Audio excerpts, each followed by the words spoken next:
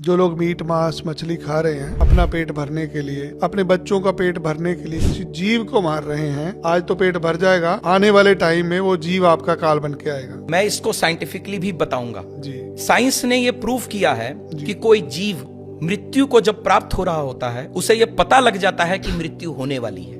मैं किसकी बात कर रहा हूं? जिनको काटा जाता है। उनके आंखों से अश्रु बह रहे हैं। सोच के देखिए उस जीव के अंतर आत्मा की आवाज क्या कहने की कोशिश कर रही होगी। और जब वो आंसू बहा रहे होते हैं उस वक्त जो सिचुएशन होगी उस जीव की अंतरात्मा की आवाज से जो ईश्वर तक पहुंचेगी, उसका रिजल्ट क्या मिलेगा? इतना भयंकर उसका रिजल्ट नीचे आएगा, वापस उसका पार नहीं पा सकते। इसीलिए उसके कष्ट आगे भागेंगे, आगे जन्मों जन्मांतर तक खत्म नहीं होने वाले।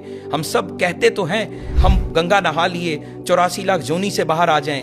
मैं नहीं मानता कि ऐसा हो पाएगा अगर इन कर्मों के साथ हम कनेक्ट हुए। क्योंकि एक और चीज इसके साथ बहुत इंपॉर्टेंट मैं बोलना चाहूंगा। मैंने ये लोगों से सुना है, पढ़ा भी है, और बहुत बार आजकल के YouTube वीडियोस वगैरह में भी इंफॉर्मेशन फ्लो कर रही है कि जो लोग नॉन वेजिटेरियन फूड की तरफ बहुत ज्यादा अग्रसर हैं, धीमे धीमे उनमें एक साइकोसिस, एक फियर फैक्टर पनपता है। ये बहुत से लोग ये मानते हैं और ये साइंटिफिकली प्रूव्ड है। कोई बता सकता है ऐसा क्यों? इसके पीछे साइंस है। जिस वक्त वो जीव मृत्यु को प्राप्त हो रहा है वो डरा हुआ है।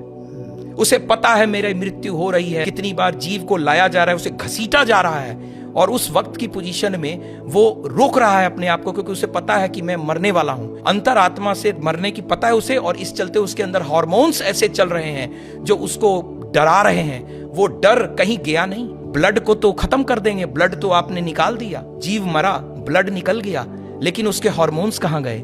उसकी बॉडी में हैं। धीमे धीमे धीमे वो फियर हार्मोन्स ह्यूमन बॉडी में जाएंगे, उससे आप डरपोक होते हैं और आप उससे फियरफुल होंगे, फियरलेस नहीं होंगे।